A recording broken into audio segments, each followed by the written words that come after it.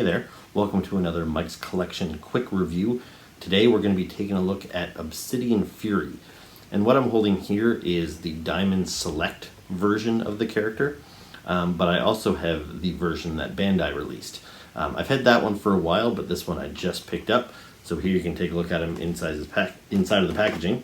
He's a pretty good sized figure, bigger than the Bandai one, which you'll see in a moment. So anyway, I just wanted to show you him in the box before we pop him open and take a look at him in more detail. So here you see both Obsidian Fury figures outside of the packaging. So right away you can notice the size difference. So on the left we have the Bandai version, and on the right we have the Diamond Select.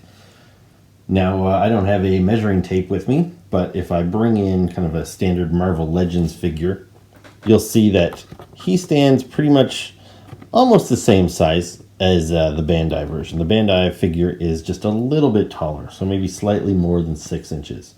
However, a Marvel Legend, when compared to the Diamond Select figure, you can see he's substantially larger, so I would say this guy's probably closer to 8 inches tall. Now, when I was choosing which line to collect, I watched a few YouTube videos myself, and I was convinced to go with the Bandai versions.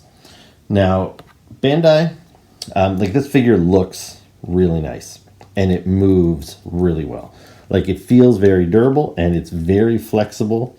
You can move him into all kinds of crazy poses. Articulation, I'm not sure exactly how many points of articulation he has, but yeah, you can see that he can do quite a bit. Moves a lot, and it's really great. And he feels like durable. I'm not worried about him breaking, even though he's got some rather, like, you'll see his shoulders there, like relatively thin parts, but I've moved him around quite a bit. Oops, posed him a lot. Now what you just saw there, he didn't actually break, but this is one of the features that I really like on this figure. So you see his forearm there. In the movie, he had these plasma chainsaws that he didn't have at all times. He kind of deployed them. So here you can plug them in, so he's got his chainsaw, but you can also choose to take the chainsaw off and then just plug his forearm back in just without it. So there he is without the blades. So it's a really cool feature that you can pop those off and put those plasma blades back on, because that was really one of the coolest things about him in the movie. Now, another thing I'll talk about this figure is I believe he had a set of interchangeable hands as well. It's been several months, maybe even a year or so since I've had this figure. And the accessories I don't have him displayed with, I kind of tucked away. But I think he had a set of open hands for each hand as well. Now, there's not much I don't like about this figure. Like I said, I think it's really great. But where it is lacking is in paint apps. He has basically no paint apps. Like, he has some different colors in that he's got the silver pieces. You know, he's mostly black. And then he's got the orange face, which has got some light piping. So if the light shines in through the back here, his face really lights up nice. But when he's in kind of a dark shelf or something, you barely even notice that. And he looks almost solid black, which you could argue is kind of cool in that Snake Eyes kind of way. But it also, you know, it hides some of the detail. You don't really get to appreciate the really cool design of Obsidian Fury. So, great figure. And even though I was very pleased with it, I ended up buying some of the Diamond Select toys because they made some characters that Bandai didn't, and I wanted at least all of the different characters. And when I got the Diamond Select figures, I was actually quite impressed with those as well, and I didn't think I'd like them as much. And since I liked them so much, and Obsidian Fury was my favorite character from the movie, I decided, you know what, I'm going to pick this guy up too. So he's the only character that I currently have in both formats. So let's take a look at him. He's kind of hard to get on screen here because he is so large. But where he wins out right away is in the paint apps. Now, it's still minimal because this was a character that didn't have a whole lot of color to him. But right away you can see all this little orange flecks kind of throughout his body here onto the side, and then down his spine as well, which looks really cool. Again, a little bit of orange on the legs here, but really not much. But that's all you really need, is just that bit of orange. But then what really disappoints me is that Diamond Select chose not to give him the plasma blades.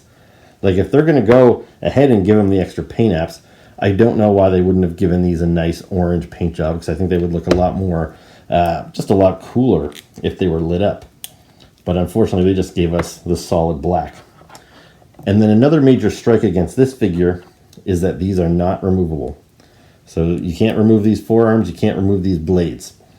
The only thing that he came with for accessories was an extra set of hands. So you see here, I've got him displayed with his open hands. He came with fisted hands, whereas on this figure, he came with both, but I have him displayed with his fists. Now, I can't remember if this figure had any paint apps on the open hands, but I doubt it, given his lack of paint apps elsewhere. One of the cool apps this guy has is he's got these kind of little silver fingernails on each finger there.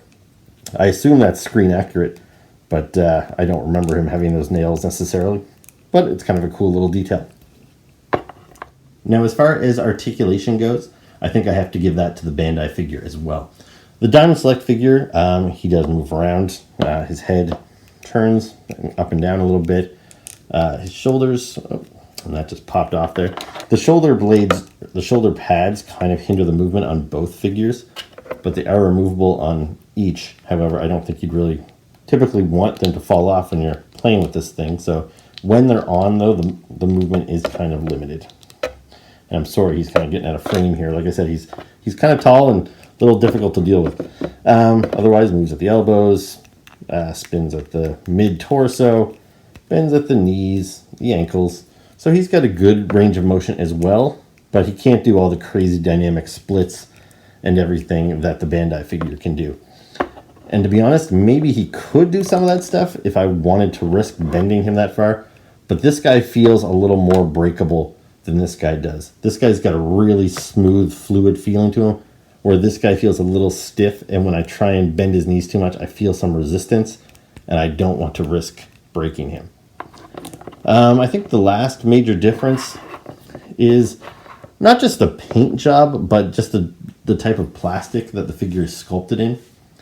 This guy here and all of the Diamond Select figures have a little bit more of a gritty, probably more screen accurate look, whereas these guys have a shiny, more of a plastic look. This looks more like a toy. The figure, you know, the kaiju, or the Jaeger looks like he just came off of the assembly line with this. No scuffs, very shiny. So if you have a preference in that aesthetic, you know, go with it. Go with whatever one you like. The nice and clean, or the little more realistic, gritty, metallic looking. So I like both these figures quite a bit. I think you win either way, but if I had to choose one, the Bandai one wins out for me. So that is my review of Obsidian Fury from Pacific Rim Uprising, both the Diamond Select version and the Bandai version. If you enjoyed the video, please like, subscribe, and leave a comment below. Thanks for watching. Ciao.